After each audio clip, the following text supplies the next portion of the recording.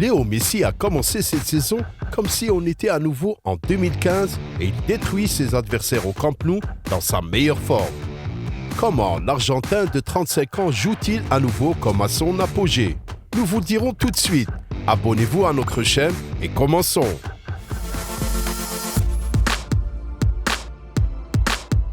La dernière saison de Messi n'a pas été la meilleure. C'est un euphémisme. Après le succès avec l'Argentine à la Copa América, les événements ont commencé toujours difficiles pour un trentenaire.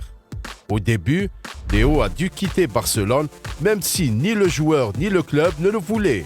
On se souvient que la situation de l'avenir du joueur s'éternisait et qu'il avait déjà signé un contrat avec le PSG après le début de la saison de championnat. En conséquence, aucune préparation pour la saison et un déménagement dans un nouveau pays où il parle une langue différente. De plus, il fallait aménager le quotidien, envoyer les enfants pour qui le déménagement était aussi stressant dans une nouvelle école, etc. Je me souviens avoir laissé des enfants à l'école et pleurer. Je souffrais à leur place. À Barcelone, nous avions fait notre vie. Ce n'est pas facile d'arriver dans un nouvel endroit avec une langue différente, a avoué Léo. Dans un contexte de manque d'entraînement de pré-saison et de la nécessité de s'adapter à un nouvel environnement, le début de saison ne s'est pas déroulé comme Léo l'aurait souhaité. De plus, il a subi quelques blessures mineures. Messi ne pouvait pas sentir le rythme du jeu car il devait constamment soit récupérer, soit aller en équipe nationale. Et la saison s'est terminée par une élimination en huitième de finale de la Ligue des Champions par le Real. Certains fans se sont même demandé si Messi avait abandonné à cause de son âge et s'il serait capable de concourir au plus haut niveau à l'avenir. Eh bien, cette saison leur a fait oublier ses pensées. Bien sûr, le processus d'adaptation est déjà passé pour Léo, mais le plus important est qu'il ait une préparation complète avant le début de cette saison. Il a effectué une tournée au Japon avec l'équipe et déjà là, il a commencé à montrer que cette saison serait différente. Je suis arrivé avec une tête différente, plus accommodé au club, au vestiaire, au jeu, à mes coéquipiers. La vérité est que je me sens très bien et que je m'amuse à nouveau. Je me sens bien physiquement. J'ai fait une bonne pré-saison cette année, ce que je n'avais pas pu faire l'année précédente. C'était la clé pour mieux commencer, comme je l'ai fait, avec beaucoup de concentration mentale et d'empressement, a admis Messi. Avec l'arrivée de Christophe Galtier comme entraîneur principal, le PSG est devenu plus discipliné et a obtenu une structure de jeu claire. La saison dernière, Mauricio Pochettino n'a pas pu placer Messi, Neymar, Mbappé sur le terrain de manière à ce qu'ils profitent au maximum et que l'équipe ne soit pas affaiblie défensivement. Galtier, d'autre part, a choisi ce qui semble être la formation parfaite pour que les trois superstars puissent jouer en même temps et que l'équipe ne perde pas l'équilibre. Le PSG joue dans une formation en 3-4-1-2 où Messi a le rôle de 10 derrière les deux attaquants, Neymar et Mbappé. Si on analyse plus en détail le jeu des Parisiens, alors ni Mbappé, ni surtout Neymar et Messi ne sont liés à leur position. Ils ont la capacité d'être créatifs sur le terrain, de changer de position et de créer des attaques comme bon leur semble. Léo a commencé à étonner l'entraîneur et les supporters dès le premier match. Pour le moment, il compte 6 buts marqués et 9 passes décisives après 11 matchs de Ligue 1. On compte aussi 2 buts et une passe décisive en 3 matchs de Ligue des Champions, plus un but en Supercoupe de France. Au total, c'est 19 actions effectives en 15 matchs. Des chiffres incroyables. Incroyables pour un joueur ordinaire, c'est-à-dire pour Messi, c'est une normalité à laquelle il est revenu après une courte pause. De plus, le bénéfice de l'Argentin ne se voit pas seulement dans des actions efficaces. Il est le principal créateur de l'équipe. Par exemple, Léo a déjà effectué plus de 15 passes décisives en Ligue 1. Parmi les 5 meilleurs joueurs de la Ligue, le deuxième est Neymar. Le Brésilien a 7 passes décisives. Que pensez-vous de cet écart? Que pouvez-vous dire si le seul match de cette saison où le PSG n'a pas réussi à marquer était celui que Messi n'a pas joué?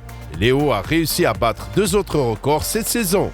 Après avoir marqué contre le Maccabi, il est devenu le premier joueur à marquer en 19 saisons consécutives en Ligue des Champions et a également battu Cristiano Ronaldo dans le nombre de clubs contre lesquels il a marqué dans le tournoi. Il y en a 39 maintenant. On vous rappelle que le Portugais ne pourra pas rattraper Léo cette année au moins, car il joue pour Manchester United en Ligue Europa. Pour le moment, Messi est le joueur avec la meilleure forme parmi les 5 meilleurs représentants des ligues selon WhoScored avec une note de 8,8. Même le phénoménal Erling Haaland est derrière lui. La prochaine Coupe du Monde, qui selon l'Argentin sera sa dernière, joue un grand rôle dans la forme actuelle de Messi. Léo est incroyablement motivé pour ce tournoi et veut ramener la coupe à la maison. C'est le seul trophée que Messi n'a pas encore remporté et il veut combler cette lacune. De plus, son chant de signes devrait être magnifique. L'Argentine actuelle est une équipe qui a confiance en ses capacités, surtout après avoir remporté la Copa América. Ça a été dur, mais en 2019, un nouveau groupe avec beaucoup de jeunes est venu et a remporté la Copa América. Cela nous a beaucoup aidés. Je ne pouvais pas le croire, je ne peux pas l'expliquer. C'est l'un des objectifs dont j'avais besoin pour tout boucler. C'était très important pour moi de gagner quelque chose avec l'équipe nationale, se souvient Messi. Sa motivation pour gagner la Coupe du Monde ne se résume pas qu'à des mots. Léo se prépare pour ce tournoi depuis 2 ans maintenant et il y a même des conditions particulières concernant la priorité de l'équipe nationale pour le footballeur dans son contrat avec le PSG. De plus, l'Argentine a réuni une équipe incroyablement dure et monolithique dirigée par Lionel Scaloni. L'Albiceleste sont de vrais prétendants au titre. Et pourquoi c'est le cas? Nous l'avons analysé dans l'une de nos vidéos précédentes. Assurez-vous de la regarder après cet épisode. Nous sommes dans une très bonne période, avec un groupe très solide, mais tout peut arriver en Coupe du Monde. Les favoris ne sont pas toujours ceux qui finissent par gagner. D'un côté, j'ai hâte que ça se produise, mais je suis aussi désespéré du fait que ça se passe bien. À partager Léo sur ses sentiments. Les Argentins ont une confiance et une compréhension mutuelle totale dans l'équipe. Quand Messi sera votre capitaine, vous irez vous battre pour lui s'il vous le demande, a déclaré Rodrigo de Paul, le milieu-terrain de l'équipe nationale.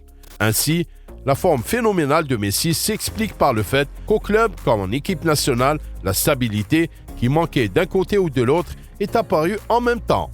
Et bien sûr, il y a la motivation folle de Léo lui-même. Cependant, le magazine britannique de football 442 a récemment nommé Lionel Messi comme le plus grand footballeur de tous les temps. Dans cette liste, il a battu son compatriote Diego Maradona et son rival juré Cristiano Ronaldo qui ont également atteint le top 3. Et les bons moments sont également arrivés pour Léo lors de la confrontation avec le Portugais ces derniers temps. Nous avons déjà mentionné le succès en Ligue des Champions, alors voici un autre record intéressant qui peut être battu. Ronaldo a marqué son 700e but dans le football de club et est devenu le premier joueur de l'histoire à atteindre ce nombre. Cependant, si Léo marque 9 buts lors des 122 prochains matchs, il deviendra le 2e joueur à le faire, mais le fera plus rapidement que le Portugais. Appuyez sur le bouton j'aime si vous pensez que l'Argentin remportera cet exploit cette saison. Et c'est tout pour cet épisode. Prenez soin de vous et à bientôt.